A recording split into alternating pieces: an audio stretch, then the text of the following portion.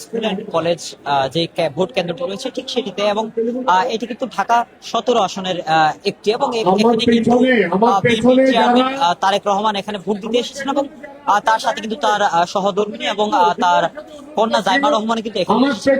ঠিক এই যে কেন্দ্রটা আপনারা দেখতে পাচ্ছেন, ঠিক এখানে কিন্তু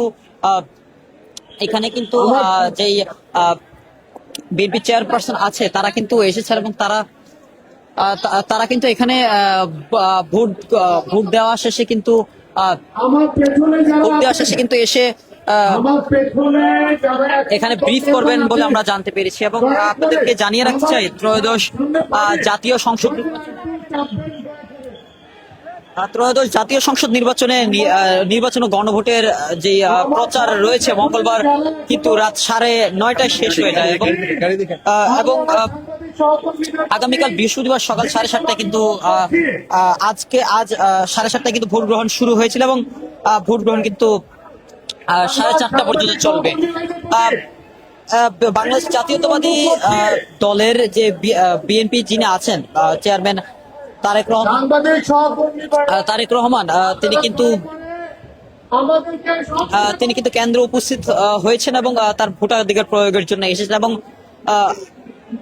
বিএনপির মিডিয়া সেলের সদস্য সাইরুল কবির খান কিন্তু জানিয়েছেন এখানে কিন্তু তিনি প্রেস ব্রিফিং করবেন, এবং গুলশান এলাকাতে যেটি রয়েছে 17 নির্বাচনী আওতাভুক্ত, এটিকে কিন্তু ভিআইপি আসন হিসেবে গণনা করা হয়।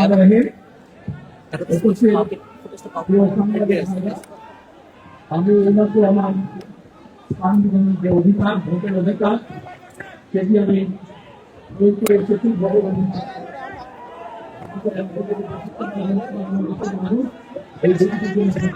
দর্শক, আপনারা দেখতে পাচ্ছেন সরাসরি কথা বলছেন কিন্তু বিএনপির চেয়ারম্যান তারেক রহমান।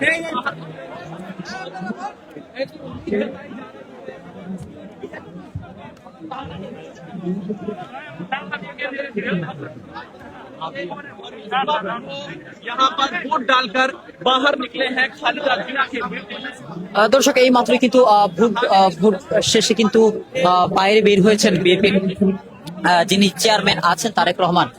তিনি কিন্তু এখানে প্রেস ব্রিফিং করছে, এবং তিনি কিন্তু দেশ এবং জাতির উদ্দেশ্যে কিন্তু কথা বলছেন।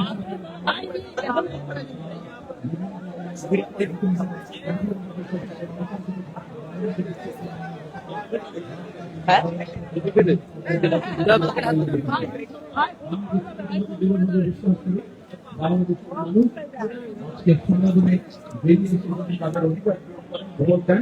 ইনশাল্লাহ যে কোনো ষড়যন্ত্র রুখে দেওয়া সম্ভব। ভোট কেন্দ্রে সবশেষ থাকেন, ভোট গণনা শেষ হবে না,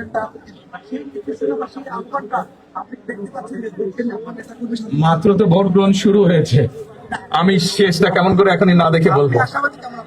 আমি অবশ্যই ইনশাল্লাহ আশাবাদী, আমি দৃঢ়ভাবে আশাবাদী।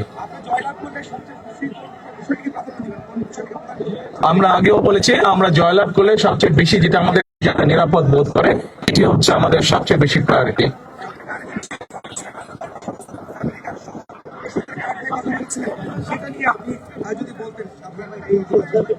দেখুন, বাংলাদেশের জনসংখ্যার অর্ধেক নারী, আমরা এই অর্ধেক জনসংখ্যাকে পেছনে রেখে আমরা এগোতে পারবো না। কাজে আমরা আমাদের ম্যানিফেস্টো সহ বিভিন্ন সময় যেগুলো বলেছি নারীদেরকে মূল্যায়ন করার জন্য, নারীদেরকে এম্পাওয়ার্ড করার জন্য